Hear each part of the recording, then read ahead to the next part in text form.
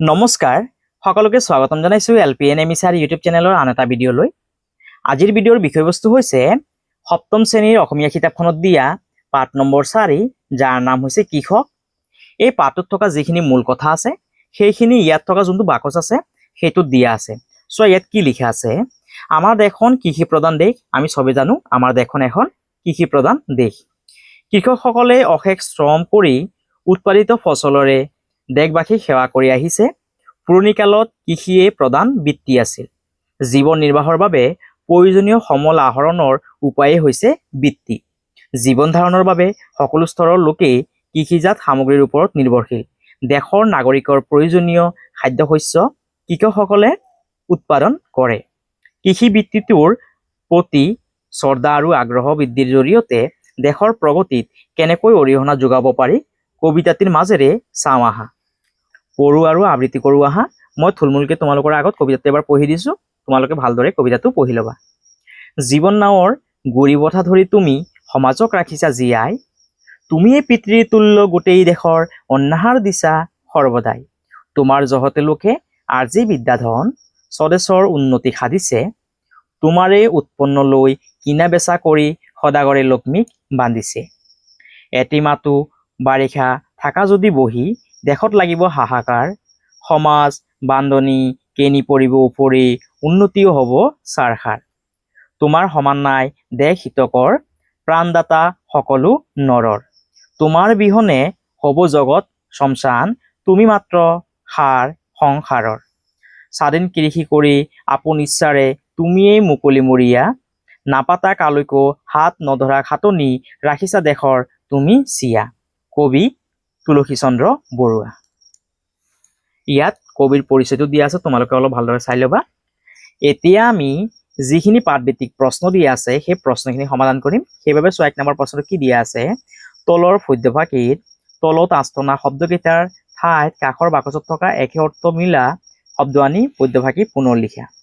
তোমাৰ জহতে লোকে আজি বিদ্যাধন স্বদেশৰ উন্নতি সাধিছে, তোমাৰে উৎপন্ন লৈ কিনা বেচা কৰি সদাগৰে লক্ষ্মীক বান্ধিছে।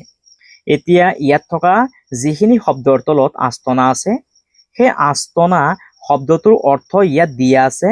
এই বাকচটোৰ পৰা আমি একে অৰ্থ আনি পেলাই আকৌ যোনটো আমাৰ পদ্যভাগে দিয়া আছে সেইটো পুনৰ লিখিব দিছে। তোমাৰ জহতে লোকে আৰ্জি শব্দটোৰ যোনটো সমান অৰ্থ সেইটো হৈছে গৈ ঘটি। এতিয়া আমি এই আৰ্জিৰ জেগাত ঘটি বুলি লিখিব লাগিব। ইয়াত তোমালোকে ঘটি লিখিবা। তোমাৰ জহতে লোকে ঘটি বিদ্যাধন স্বদেশৰ উন্নতি সাধিছে, তোমাৰ উৎপন্ন লৈ কিনা বেচাৰ ঠাইত আমি লিখিব লাগিব ক্ৰয় বিক্ৰয়। ইয়াত তোমালোকে লিখিবা ক্ৰয় বিক্ৰয়। তোমাৰ উৎপন্ন লৈ ক্ৰয় বিক্ৰয় কৰি সদাগৰে লক্ষ্মীক বান্ধিছে। এতিয়া এই সদাগৰৰ যোনটো একে অৰ্থ সেইটো হৈছে গৈ খাওদে। তোমালোকে ইয়াত লিখিবা খাওদে। এইখিনি তোমালোকে লিখিবা পদ্যভাগী আকৌ এবাৰ। ইয়াৰ পাছত 2 নম্বৰ প্ৰশ্ন, তলত দিয়া প্ৰশ্নবোৰৰ শুদ্ধ উত্তৰটো বাছি উলিয়াই সঠিক বৃত্তটো পূৰ কৰা। সদাগৰে লক্ষ্মীক বান্ধিছে, ইয়াত লক্ষ্মীক বান্ধিছে বাক্যাংশই কি বুজাইছে? ক নম্বৰ ধন সম্পত্তি বন্দী কৰি ৰাখিছে, খ নম্বৰ ধন সম্পত্তিৰে ভঁৰাল সাজিছে, গ নম্বৰ ধন সম্পত্তি আহৰণ কৰি চহকী হৈছে, ঘ নম্বৰ ধন সম্পত্তি আছুতীয়াকৈ ৰাখিছে। ইয়াৰ যোনটো শুদ্ধ উত্তৰ সেইটো হ'বগৈ গ নম্বৰ ধন সম্পত্তি আহৰণ কৰি চহকী হৈছে। যেহেতু ইয়াত গ নম্বৰ অপশ্যনটো শুদ্ধ, সেইবাবে তোমালোকে ইয়াত থকা গ নম্বৰ যোনটো বৃত্ত আছে সেই বৃত্তটো তোমালোকে ৰং কৰিবা। এইদৰে তোমালোকে ৰং কৰি ল'বা। ইয়াৰ পাছত কাৰ গুণত লোকসকলে বিদ্যা শিক্ষা লাভ কৰি স্বদেশত উন্নতি সাধিছে বুলি কবিয়ে কৈছে? ক নম্বৰ পিতৃত, খ নম্বৰ সমাজৰ, গ নম্বৰ কৃষকৰ, ঘ নম্বৰ সদাগৰৰ। ইয়াৰ যোনটো শুদ্ধ উত্তৰ সেইটো হ'ব গ নম্বৰ। সেইবাবে তোমালোকে ইয়াত থকা যোনটো গ নম্বৰ বৃত্ত আছে সেইটো তোমালোকে এনেধৰণে ৰং কৰিবা। ইয়াৰ পাছত 3 নম্বৰ কবিতাটোৰ মূল ভাৱ, তোমালোকে ইয়াৰ উত্তৰটো এইদৰে লিখিবা। ইয়াৰ পাছত 3 নম্বৰ প্ৰশ্ন, কবিতাটোৰ মূল ভাৱ লিখা। উত্তৰ, কবিতাটোৰ জৰিয়ে কবিয়ে কৃষক অৰ্থাৎ খেতিয়কসকলে অতি কষ্টৰে কৰা শস্য উৎপাদনৰ কথাকে বুজাব বিচাৰিছে। কৃষকে উৎপাদিত শস্যৰে দেশবাসীক সেৱা কৰি আহিছে, তেওঁলোক অন্নদাতা। দেশৰ নাগৰিকসকলৰ বাবে তেওঁলোকে খাদ্যৰ যোগান ধৰে, তেওঁলোকৰ পৰিশ্ৰমৰ ফলতেই বিদ্যাৰ্থীয়ে বিদ্যা অৰ্জন কৰে, ব্যৱসায়ে ধন উপাৰ্জন কৰে। আৰু লগতে লিখিবা কৃষকে শ্ৰম কৰিবলৈ বাদ দিলে গোটেই দেশখনত হাহাকাৰ লাগিব, দেশখন শ্মশানত পৰিণত হ'ব। কৃষকসকলে স্বাধীনভাৱে কাম কৰি জীৱন নিৰ্বাহ কৰে। কৃষি বৃত্তিটোৰ প্ৰতি শ্ৰদ্ধা আৰু আগ্ৰহ বৃদ্ধিৰ জৰিয়তে দেশৰ প্ৰগতিত কেনেকৈ অৰিহণা যোগাব পাৰি কবিতাটোৰ মাজেৰে সেয়া প্ৰকাশ পাইছে। এয়া আছিল আমাৰ এই কবিতাটোৰ মূল কথাখিনি। তোমালোকে ইয়াৰ পৰা চাই ধুনীয়াকৈ 3 নম্বৰ প্ৰশ্নৰ উত্তৰটো লিখিবা। ইয়াৰ পাছত 4 নম্বৰ প্ৰশ্ন চমু উত্তৰ দিয়া। ক নম্বৰ, জীৱন নাৱৰ গুৰি বঠা ধৰি কৃষকে কাক জীয়াই ৰাখিছে? ইয়াৰ উত্তৰটো তোমালোকে এইদৰে লিখিবা, জীৱন নাৱৰ গুৰি বঠা ধৰি কৃষকে সমাজক জীয়াই ৰাখিছে। ইয়াৰ পাছত 6 নম্বৰ প্ৰশ্ন, কৃষকক কাৰ তুল্য বুলি কোৱা হৈছে?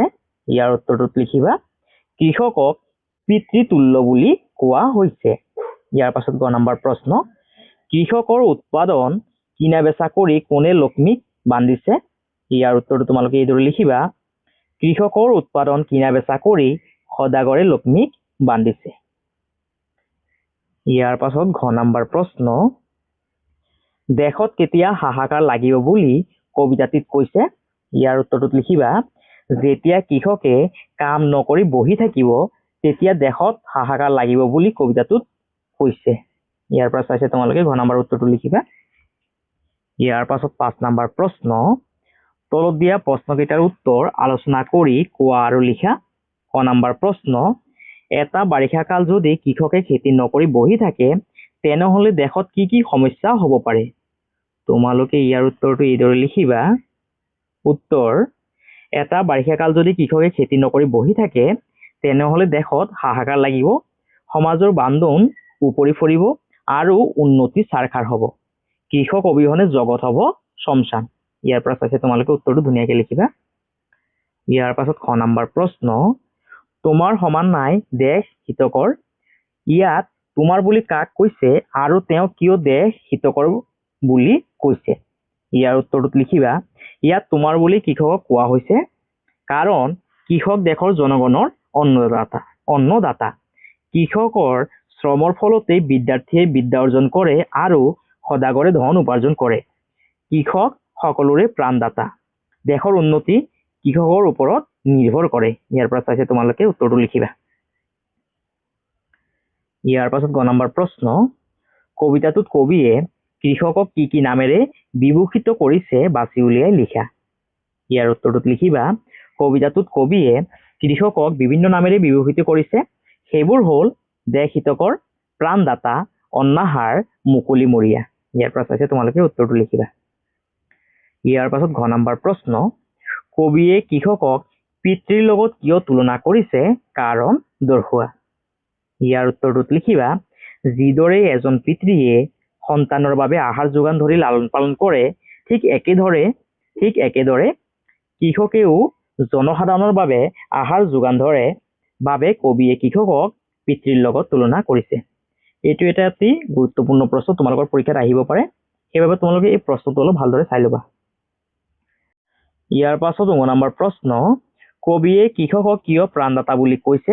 এইটো এটা অতি গুৰুত্বপূৰ্ণ প্ৰশ্ন, এই প্ৰশ্নটো তোমালোকে অলপ ভালদৰে চাই ল'বা আৰু ইয়াৰ উত্তৰটো তোমালোকে এইদৰে লিখিবা, কবিয়ে কৃষকক প্ৰাণদাতা বুলি কৈছে কাৰণ কৃষকে উৎপাদন কৰা খাদ্য শস্য খাই আমি জীয়াই আছো। কৃষক আমাৰ অন্নদাতা। খাদ্য খাবলৈ নাপালে আমি প্ৰাণহীন হৈ যাম, অৰ্থাৎ মৰি যাম। ইয়াৰ পৰা চাইছে তোমালোকে উত্তৰটো লিখিবা। ইয়াৰ পাছত প্ৰথম 6 নম্বৰ প্ৰশ্ন, কৃষি কাৰ্যক এটা বৃত্তি হিচাপে লৈও মানুহে কেনেদৰে জীৱন নিৰ্বাহ কৰিব পাৰে লিখা। ইয়াৰ উত্তৰটোত লিখিবা, কৃষি কাৰ্যক এটা বৃত্তি হিচাপে লৈও মানুহে স্বাধীনভাৱে জীৱন নিৰ্বাহ কৰিব পাৰে। সৎ আৰু নিষ্পাপ জীৱন যাপন কৃষি কৰ্মৰ যোগেদি সম্ভৱ। দেশৰ নাগৰিকৰ প্ৰয়োজনীয় খাদ্য শস্য কৃষকসকলে উৎপাদন কৰে। কৃষি কাৰ্য আনৰ অধীন নহয়, ই সম্পূৰ্ণ স্বাধীন আৰু সৎ জীৱিকাৰ পথে হৈছে কৃষি কাৰ্য। ইয়াৰ পৰা চাইছে তোমালোকে প্ৰথম 6 নম্বৰৰ উত্তৰটো লিখিবা। ইয়াৰ পাছত 6 নম্বৰ, ব্যাখ্যা কৰা। স্বাধীন কৃষি কৰি আপোন ইচ্ছাৰে তুমিয়েই মুকলিমূৰীয়া, নাপাতা কালৈকৈ হাত নধৰা খাটনি ৰাখিছা দেশৰ তুমি চিয়া। ইয়াক আমি বহলাই লিখিব লাগে। ইয়াৰ ভাৱটো আমি বহলাই লিখিব লাগে। তোমালোকে ইয়াৰ উত্তৰটো এইদৰে লিখিবা। উত্তৰ, উক্ত কবিতাফাঁকি তুলসীচন্দ্ৰ বৰুৱাদেৱে লিখা কৃষক নামৰ কবিতাটোৰ পৰা তুলি অনা হৈছে। ইয়াত কবিয়ে কৃষকক মুকলিমূৰীয়া বুলি কৈছে। কৃষকে স্বাধীনভাৱে কৃষিকাৰ্য কৰে, তেওঁ কাৰো তলতীয়া নহয়। কবিৰ মতে কৃষক আত্মনিৰ্ভৰশীল, তেওঁ কেতিয়াও কাৰো আগত হাত পাতিবলগীয়া নহয় বা কাকো খাটনি ধৰিবলগীয়া নহয়। একমাত্ৰ কৃষকে দেশৰ, ইয়াত ৰ এটা লগাবা, তোমালোকে দেশৰ বুলি লিখিবা। একমাত্ৰ কৃষকে দেশৰ মান যশ অক্ষুণ্ণ ৰাখিছে। ইয়াৰ পৰা চাই তোমালোকে উত্তৰটো ধুনীয়াকৈ লিখিবা। ইয়াৰ পাছত 7 নম্বৰ প্ৰশ্ন, কবিতাটোত থকা কেইটামান শব্দৰ অৰ্থ তলৰ বাকচত দিয়া আছে। শব্দৰ কাষত উপযুক্ত অৰ্থটো লিখি মূল শব্দটোৰ একোটাকৈ বাক্য ৰচনা কৰা। বঠা, বঠা মানে হ'বগৈ নাও চলোৱা সঁজুলি। ইয়াৰ পাছত আছে সৰ্বদাই, সৰ্বদাই মানে হৈছে গৈ সদায়। ইয়াৰ পাছত জহতে, জহতে মানে হৈছে গৈ গুণতে। ইয়াৰ পাছত চিয়া শব্দৰ অৰ্থটো হৈছে গৈ পু নাতি দিনলৈকে থকা যশস্য বা খ্যাতি। চাৰখাৰ মানে হৈছে গৈ সমলি নষ্ট। আৰু খাটনি মানে হৈছে গৈ কাতৰ প্ৰাৰ্থনা। চোৱা, ইয়াৰ উত্তৰটো মই আগতীয়াকৈ লিখি থৈছিলো। ইয়াত তোমালোকে এনেধৰণে লিখিবা।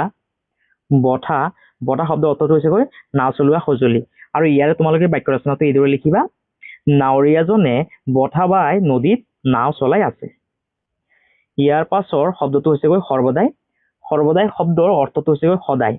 আৰু ইয়াৰে বাক্য ৰচনাটো তোমালোকে এইদৰে লিখিবা। পূব দিশত সৰ্বদাই বেলি ওলায়। ইয়াৰ পাছত জহতে, জহতে মানে হৈছে গৈ গুণতে। ইয়াৰে বাক্য ৰচনাটো তোমালোকে এইদৰে লিখিবা। কৃষকৰ জহতে আমি জীয়াই আছো। ইয়াৰ পাছৰ শব্দটো হৈছে গৈ চিয়া। চিয়া শব্দৰ অৰ্থটো হৈছে গৈ পু নাতিৰ দিনলৈকে থকা যশস্য বা খ্যাতি। আৰু ইয়াৰে তোমালোকে বাক্য ৰচনাটো এইদৰে লিখিবা। আমি সকলোৱে দেশৰ চিয়া ৰাখিব লাগে।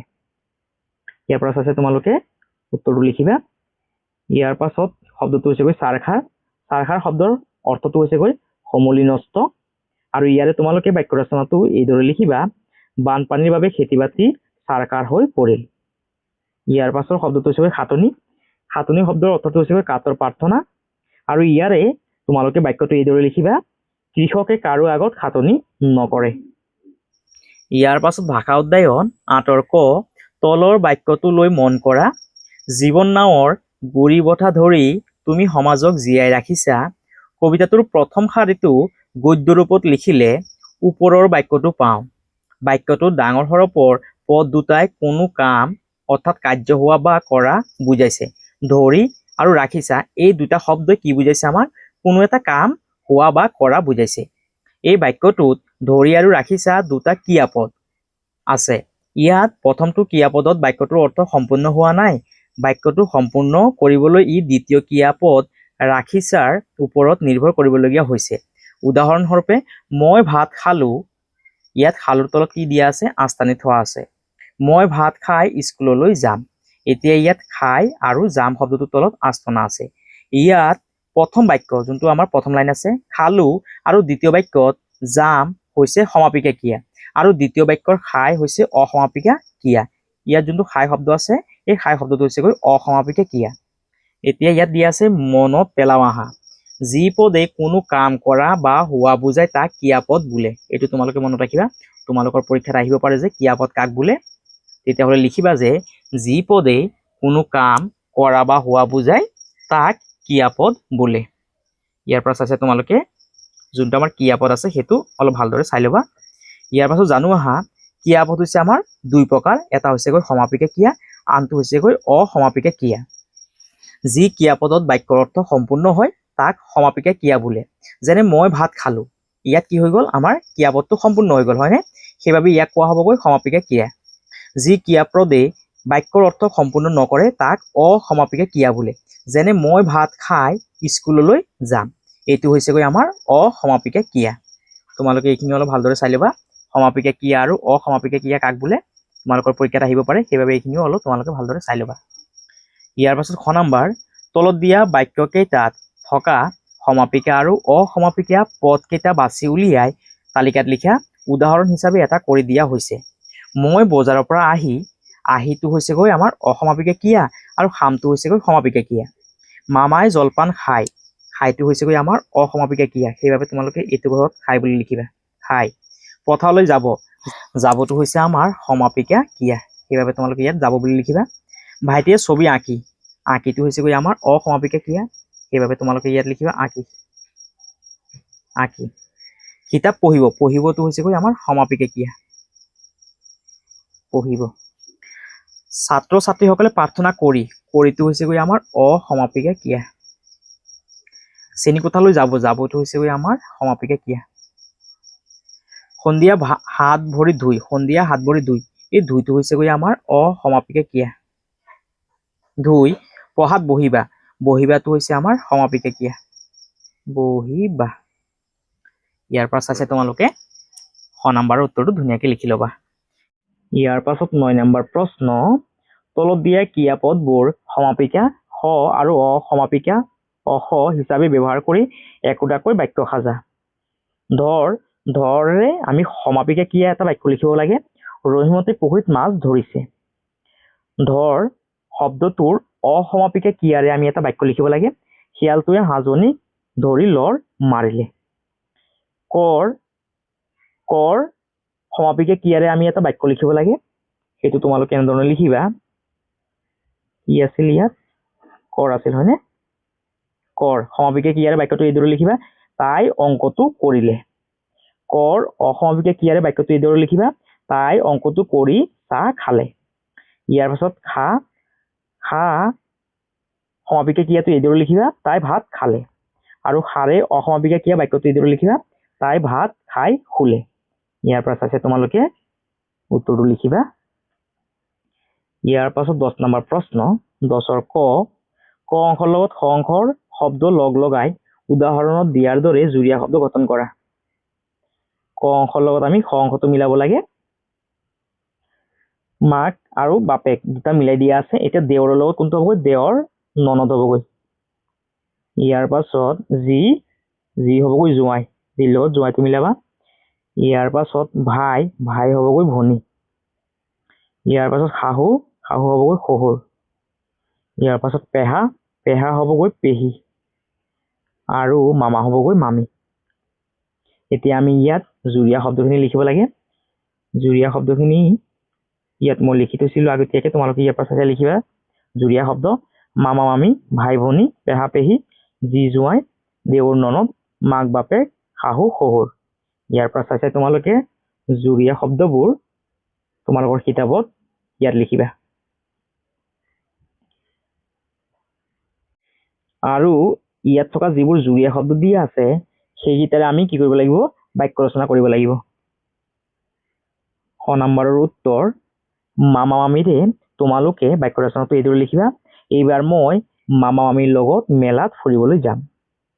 জুৰীয়া শব্দটো হৈছে ভাই ভনী। ভাই ভনীৰে তোমালোকে বাক্য ৰচনাটো এইদৰে লিখিবা। ভাই ভনীৰ মাজত মিলা প্ৰীতি থাকিব লাগে। ইয়াৰ পাছত জুৰীয়া শব্দটো হৈছে পেহা পেহী। পেহা পেহীৰে তোমালোকে বাক্য ৰচনাটো এইদৰে লিখিবা। মোৰ পেহা পেহী গুৱাহাটীত থাকে। ইয়াৰ পাছত জুৰীয়া শব্দটো হৈছে জী জোঁৱাই। জী জোঁৱাইৰে তোমালোকে বাক্য ৰচনাটো এইদৰে লিখিবা। জী জোঁৱাই আহিলে ঘৰত খোৱা বোৱা বৰ ভাল হয়। ইয়াৰ পাছত জুৰীয়া শব্দ হৈছে দেওৰ ননদ। দেওৰ ননদৰে তোমালোকে বাক্য ৰচনাটো এইদৰে লিখিবা। সাগৰিকাই তাইক দেওৰ ননদক বৰ ভাল পায়। ইয়াৰ পাছৰ যোনটো জুৰীয়া শব্দ সেইটো হৈছে মাক বাপেক। মাক বাপেকেৰে তোমালোকে বাক্য ৰচনাটো এইদৰে লিখিবা। মাক বাপেকৰ সদায় যত্ন ল'ব লাগে। ইয়াৰ পাছত যোনটো আমাৰ জুৰীয়া শব্দ দিয়া আছে সেইটো হৈছে শাহু শহুৰ। ইয়াৰে তোমালোকে বাক্য ৰচনাটো এইদৰে লিখিবা। তেওঁৰ শাহু শহুৰ এমাহ আগত ঢুকাইছে। ইয়াৰ পৰা চাইছে তোমালোকে যোনখিনি আমাৰ বাক্য ৰচনা আছে সেইখিনি ধুনীয়াকে লিখি ল'বা। ইয়াৰ পাছত জ্ঞান সম্প্ৰসাৰণ। 11 নম্বৰৰ ক প্ৰবচনৰ সৈতে পৰিচয় হও আহা। হাতে খটাই বান্ধে গাঁঠি তাৰ অৰ্ধেক মূৰত জাপি ঘৰত থাকি সুধে কথা তাৰ কৃষি সমূলি বিঠা। ইয়াত থকা প্ৰবচনৰ যি অৰ্থ সেইটো ইয়াত ধুনীয়াকৈ বুজাই দিয়া হৈছে। চোৱা কি লিখা আছে। অৰ্থাৎ যিজনে আনক খেতিৰ কামত খটুৱাৰ লগতে নিজেও লাগি ভাগি থাকে তেওঁ সৰহকৈ উৎপাদন কৰিব পাৰে। যিয়ে নিজে ঘৰত থাকি আনৰ খটুৱাই কাম কৰাই তেওঁৰ আয় বা উৎপাদন কমে আৰু যিজনে পথাৰলৈ নগৈ ঘৰৰ পৰা খেতিৰ বাতৰি লয় তেওঁৰ কৃষি বিফল হয়। ইয়াৰ পাছত চোৱা খ নম্বৰ, তলত দিয়া প্ৰবচন কেইটি দলত আলোচনা কৰি বহলাই লিখা। ঘন ঘনকৈ দিবা আলি, পৰ্বততো ৰুবা খালি, আহিনে কাটিয়ে ৰাখিবা পানী, যেনেকৈ ৰাখে ৰজাই ৰাণী। 2 নম্বৰটো হৈছেগৈ 360 জোপা ৰুবা কল, মাহেকে পষেকে চিকুনাবা তল, পাত পচলা লাভত খাবা, লংকাৰ বনিজ ঘৰতে পাবা। ইয়াৰ পাছত প্ৰবচনটো হৈছেগৈ 16 চাহত মূলা, তাৰ আধাত তোলা, তাৰ আধাত ধান, বিনা চাহত পাণ। চোৱা ইয়াৰ উত্তৰটো মই আগতীয়াকৈ লিখি থৈছিলো। উত্তৰ, প্ৰথমটো প্ৰবচনৰ উত্তৰ, ঘন ঘনকৈ দিবা আলি, পৰ্বততো ৰুবা খালি, আহিনে কাটিয়ে ৰাখিবা পানী, যেনেকৈ ৰজাই ৰাখে ৰাণী। অৰ্থাৎ শালি খেতিৰ বাবে ঘন ঘনকৈ আলি ৰুব লাগে। আহিন কাতি মাহত বৰ যতনেৰে তাত পানী ধৰি ৰাখিব লাগিব। ইয়াৰ পাছত যোনটো আমাৰ প্ৰবচন আছে সেইটো হৈছেগৈ 360 জোপা ৰুবা কল, মাহেকে পষেকে চিকুনাবা তল, পাত ফচলা লাভত খাবা, লংকাৰ বনিজ ঘৰতে পাবা। ইয়াৰ যোনটো অৰ্থ সেইটো অৰ্থাৎ 360 জোপা মানে বেছিকৈ কল ৰুব লাগে আৰু মাহত বা পষেকত এবাৰ কলৰ কল পৰিষ্কাৰ কৰিব লাগে। ফচলাৰ অভাৱ নহয় ঘৰত বহিয়ে প্ৰচুৰ ধন উপাৰ্জন কৰিব পৰা যাব। এইটো আছিলে আমাৰ 2 নম্বৰ প্ৰবচনটোৰ অৰ্থ। তোমালোকে ইয়াৰ পৰা চাইছে ধুনীয়াকৈ লিখিবা। ইয়াৰ পাছত 3 নম্বৰ প্ৰবচন 16 চাহত মূলা, তাৰ আধাত তোলা, তাৰ আধাত ধান, বিনা চাহত পাণ। ইয়াৰ অৰ্থটো হৈছেগৈ অৰ্থাৎ মূলা খেতিৰ বাবে 16 বাৰ মাটি চহাব লাগে আৰু তোলাৰ বাবে 8 বাৰ চহাব লাগে, ধানৰ বাবে 4 বাৰ চহাব লাগে, কিন্তু পাণৰ বাবে মাটি চহাব নালাগে। ইয়াৰ পৰা চাইছে তোমালোকে প্ৰবচনৰ অৰ্থটো ধুনীয়াকৈ লিখিবা।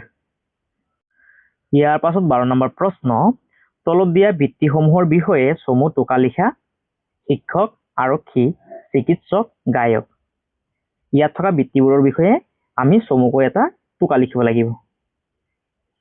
তোমালোকে প্ৰথমে শিক্ষকৰ বিষয়ে টোকাটো এইদৰে লিখিবা। উত্তৰ, শিক্ষক সমাজৰ এজন গুৰুত্বপূৰ্ণ ব্যক্তি। তেওঁলোকে ছাত্ৰ ছাত্ৰীসকলক শিক্ষা দি জ্ঞানী আৰু সুশিক্ষিত নাগৰিক হিচাপে গঢ়ি তোলে। শিক্ষকসকলে পাঠ্যপুথিৰ জ্ঞান, ইয়াত এটা দিবা, পাঠ্যপুথিৰ জ্ঞানৰ উপৰিও ভাল আচৰণ, শৃংখলা আৰু নৈতিক মূল্যবোধৰ শিক্ষাও দিয়ে। এজন ভাল শিক্ষক ছাত্ৰ ছাত্ৰীৰ সমস্যা বুজি সহায় কৰে আৰু তেওঁলোকক সঠিক পথ দেখুৱায়। সেয়েহে শিক্ষকক সমাজৰ পথ প্ৰদৰ্শক বুলি কোৱা হয়। ইয়াৰ পৰা চাইছে তোমালোকে শিক্ষকৰ বিষয়ে টোকাটো লিখিবা। ইয়াৰ পাছত আৰক্ষীৰ বিষয়ে তোমালোকে টোকাটো এইদৰে লিখিবা। আৰক্ষী সমাজৰ শান্তি আৰু সুৰক্ষা বজাই ৰখা এজন গুৰুত্বপূৰ্ণ ব্যক্তি। তেওঁলোকে আইন শৃংখলা ৰক্ষা কৰে আৰু অপৰাধ ৰোধ কৰিবলৈ কাম কৰে। আৰক্ষীসকলে জনসাধাৰণক সহায় কৰাৰ উপৰিও দুৰ্ঘটনা বা বিপদৰ সময়তো সহায় আগবঢ়ায়। তেওঁলোকে দিন ৰাতি পৰিশ্ৰম কৰি সমাজত শান্তি স্থাপন কৰে। সেয়েহে আৰক্ষীক সমাজৰ ৰক্ষক বুলি কোৱা হয়। ইয়াৰ পৰা চাইছে তোমালোকে আৰক্ষীৰ বিষয়ে টোকাটো লিখিবা। ইয়াৰ পাছত টোকাটো তোমালোকে এনেদৰে লিখিবা চিকিৎসকৰ বিষয়ে। চিকিৎসক মানে ডাক্তৰ। চিকিৎসক সমাজৰ এজন সন্মানীয় আৰু দয়ালু ব্যক্তি। তেওঁলোকে ৰোগীসকলৰ চিকিৎসা কৰি মানুহক সুস্থ জীৱন যাপন কৰাত সহায় কৰে। চিকিৎসকসকলে দিন ৰাতি পৰিশ্ৰম কৰি অসুস্থ লোকসকলৰ যত্ন লয় আৰু সঠিক চিকিৎসা প্ৰদান কৰে। তেওঁলোকে মানুহক স্বাস্থ্যৰ যত্ন লোৱা আৰু পৰিষ্কাৰ পৰিচ্ছন্নতা বজাই ৰখাৰ উপদেশ দিয়ে। এজন ভাল চিকিৎসক সমাজৰ বাবে আশাৰ পোহৰ স্বৰূপ। সেয়েহে চিকিৎসকক মানুহৰ জীৱন ৰক্ষক বুলি কোৱা হয়। ইয়াৰ পৰা চাইছে তোমালোকে টোকাটো লিখিবা চিকিৎসকৰ বিষয়ে। ইয়াৰ পাছত আছে গায়কৰ বিষয়ে তোমালোকে টোকাটো এইদৰে লিখিবা। গায়ক সমাজৰ এজন প্ৰতিভাশালী শিল্পী। তেওঁলোকে সুমধুৰ কণ্ঠেৰে গান গাই মানুহৰ মন আনন্দৰে ভৰাই তোলে। গায়কসকলে সংগীতৰ জৰিয়তে মানুহক আনন্দ দিয়াৰ উপৰিও বিভিন্ন অনুভূতি প্ৰকাশ কৰে। তেওঁলোকৰ গান শুনি মানুহে মনোৰঞ্জন লাভ কৰে আৰু বহু সময়ত অনুপ্ৰেৰণা পায়। এজন ভাল গায়কে নিজৰ কণ্ঠ আৰু পৰিশ্ৰমেৰে সমাজত বিশেষ স্থান লাভ কৰে। সেয়েহে গায়কক সংগীত জগতৰ উজ্জ্বল শিল্পী বুলি কোৱা হয়? ইয়াৰ পাছত আছে তোমালোকে ধুনীয়াকৈ উত্তৰটো লিখিবা। ইয়াৰ পাছত 13 নম্বৰ প্ৰশ্ন, বাতৰি কাকতত প্ৰকাশিত এটা চাকৰিৰ বিজ্ঞাপনৰ নমুনা তলত দিয়া হৈছে। বিজ্ঞাপনটো পঢ়া আৰু সেই পিতৃৰ প্ৰশ্নকেইটাৰ উত্তৰ দিয়া। ইয়াত বিজ্ঞাপনটো দিয়া আছে, তোমালোকে নিজৰ নিজৰ কিতাপৰ পৰা অলপ ভালদৰে চাই ল'বা। ইয়াত দিয়া আছিল যে জিলা কৃষি বিষয়াৰ কাৰ্যালয় ডিব্ৰুগড় অসম। বিজ্ঞাপনৰ নাম্বাৰটো ইয়াত আছিল, দিনাংক ডিব্ৰুগড় 5 আগষ্ট 2025। ইয়াত বিজ্ঞাপনখন তোমালোকে কিতাপৰ পৰা চাই ল'বা, মই আৰু গোটেইখিনি পঢ়ি নিদিওঁ। ইয়াৰ নেক্সট পেজত কিছুমান প্ৰশ্ন দিয়া আছে, সেই প্ৰশ্নখিনিৰ উত্তৰখিনি মই লিখাই দিছোঁ, তোমালোকে তাৰ পৰা চাই ধুনীয়াকৈ উত্তৰখিনি লিখিবা। ক নম্বৰ প্ৰশ্ন, বিজ্ঞাপনটো কোনে কেতিয়া প্ৰচাৰ কৰিছে? বিজ্ঞাপনটো কোনে কেতিয়া প্ৰচাৰ কৰিছে? ইয়াৰ উত্তৰটো তোমালোকে এইদৰে লিখিবা। ক নম্বৰ উত্তৰ, ডিব্ৰুগড় জিলা কৃষি বিষয়াই বিজ্ঞাপনটো ইংৰাজী 5 আগষ্ট 2025 তাৰিখে প্ৰচাৰ কৰিছে। ইয়াৰ পাছত খ নম্বৰ প্ৰশ্ন, বিজ্ঞাপনটোত মুঠ কেইটা পদৰ বাবে আবেদন বিচৰা হৈছে? ইয়াৰ উত্তৰটোত লিখিবা, বিজ্ঞাপনটোত মুঠ 7টা পদৰ বাবে আবেদন বিচৰা হৈছে। চ' আমাৰ বিজ্ঞাপনত দিয়া আছে কেইটা পদৰ বাবে আবেদন বিচৰা হৈছিল। ইয়াত পিয়নৰ বাবে 3টা পদ, ড্ৰাইভাৰৰ বাবে 2টা পদ আৰু মালিৰ বাবে 2টা পদ। মুঠ কেইটা? 3, 3 2 5, 5 2 7, অৰ্থাৎ 7টা পদৰ বাবে আবেদন বিচৰা হৈছে। ইয়াৰ পৰা চাইছে তোমালোকে খ নম্বৰ উত্তৰটো লিখিবা। ইয়াৰ পাছত গ নম্বৰ প্ৰশ্ন, বিজ্ঞাপনটোত কি কি পদৰ বাবে আবেদন বিচৰা হৈছে? ইয়াৰ উত্তৰটো লিখিবা। বিজ্ঞাপনটোত পিয়ন, ড্ৰাইভাৰ আৰু মালি পদৰ বাবে আবেদন বিচৰা হৈছে। ইয়াৰ পাছত ঘ নম্বৰ প্ৰশ্ন, পদ কেইটা কি বৰ্গৰ পদ? ইয়াৰ উত্তৰটো লিখিবা। পদ কেইটা তৃতীয় বৰ্গৰ পদ। ঙ নম্বৰ প্ৰশ্ন, পদ কেইটাৰ বাবে কি কি অৰ্হতা বিচৰা হৈছে? উত্তৰটোত লিখিবা, পিয়নৰ বাবে ন্যূনতম দ্বাদশ শ্ৰেণী উত্তীৰ্ণ আৰু কম্পিউটাৰ এবছৰীয়া ডিপ্ল'মা, ড্ৰাইভাৰৰ বাবে ন্যূনতম 10ম শ্ৰেণী উত্তীৰ্ণ আৰু 4চকীয়া চালকৰ অনুজ্ঞাপত্ৰ আৰু অভিজ্ঞতাৰ প্ৰমাণপত্ৰ, আৰু মালিৰ বাবে ন্যূনতম 8ম শ্ৰেণী উত্তীৰ্ণ হ'ব লাগিব, অৰ্থাৎ 8 পাছ হ'ব লাগিব। ইয়াৰ পাছত প্ৰথম নম্বৰ প্ৰশ্ন, প্ৰাৰ্থীৰ বয়স কিমান হ'ব লাগিব বুলি বিজ্ঞাপনটোত দিয়া হৈছে? উত্তৰ, বয়স 1 জানুৱাৰী 2025 তাৰিখে 18 পৰা 40 বছৰৰ ভিতৰত হ'ব লাগিব বুলি বিজ্ঞাপনটোত দিয়া হৈছে। ইয়াৰ পাছত তোমালোকে উত্তৰটো লিখিবা। ইয়াৰ পাছত দ্বিতীয় নম্বৰ প্ৰশ্ন, ড্ৰাইভাৰ প্ৰাৰ্থীৰ বাছনি প্ৰক্ৰিয়া কেনেদৰে কৰা হ'ব? উত্তৰ, ড্ৰাইভাৰ প্ৰাৰ্থীক মৌখিক পৰীক্ষা আৰু দক্ষতাৰ পৰীক্ষা লৈ বাছনি কৰা হ'ব। ইয়াৰ পাছত 42 নম্বৰ প্ৰশ্ন, আবেদন প্ৰক্ৰিয়া কেতিয়া আৰম্ভ হৈ কেতিয়া শেষ হ'ব? ইয়াৰ উত্তৰটোত লিখিবা, আবেদন প্ৰক্ৰিয়া ইংৰাজী 7 আগষ্ট 2025 তাৰিখে আৰম্ভ হ'ব আৰু ইংৰাজী 20 আগষ্ট 2025 তাৰিখে শেষ হ'ব। ইয়াৰ পাছত 6 নম্বৰ প্ৰশ্ন, প্ৰাৰ্থীয়ে আবেদনৰ প্ৰপত্ৰ কেনেকৈ পূৰাব পাৰিব? ইয়াৰ উত্তৰটোত লিখিবা, প্ৰাৰ্থীয়ে আবেদনৰ প্ৰপত্ৰ অনলাইন যোগে পূৰাব পাৰিব। এইখিনি আছিলে আমাৰ প্ৰশ্নৰ উত্তৰখিনি, তোমালোকে ইয়াৰ পৰা চাই উত্তৰখিনি ধুনীয়াকৈ লিখিবা। ইয়াৰ পাছত দিয়া আছে প্ৰকল্প 14 নম্বৰ, কৃষক এজনে ব্যৱহাৰ কৰা আহিলা পাতি যেনে নাঙল, জুঙলি, মৈ, জবকা, ডুলিমাৰি, জাপি, ৰয়না, বিন্দা আদিৰ ছবি সংগ্ৰহ কৰি এটা এলবাম প্ৰস্তুত কৰা। এইটো তোমালোকে নিজে নিজে কৰিবলৈ চেষ্টা কৰিবা। 15 নম্বৰ, কৃষি বিষয়ক কেইটামান প্ৰবচন সংগ্ৰহ কৰি চাৰ্ট পেপাৰত লিখা আৰু শিক্ষকৰ হাতত জমা দিয়া। এইটো তোমালোকে নিজে নিজে কৰিবলৈ চেষ্টা কৰিবা। আৰু এইখিনি আছিলে আমাৰ এই পাঠটোৰ ভিতৰত থকা প্ৰশ্ন উত্তৰখিনি, তোমালোকে চাই ধুনীয়াকৈ লিখিবা। আৰু যদি তোমালোকৰ ভিডিঅ'টো যদি ভাল লাগিছে তেতিয়াহ'লে তোমালোকে চেনেলটো ছাবস্ক্ৰাইব কৰিবা, ভিডিঅ'টো শ্বেয়াৰ কৰিবা আৰু কমেণ্ট কৰিবলৈ নাপাহৰিবা। সকলোকে অশেষ ধন্যবাদ।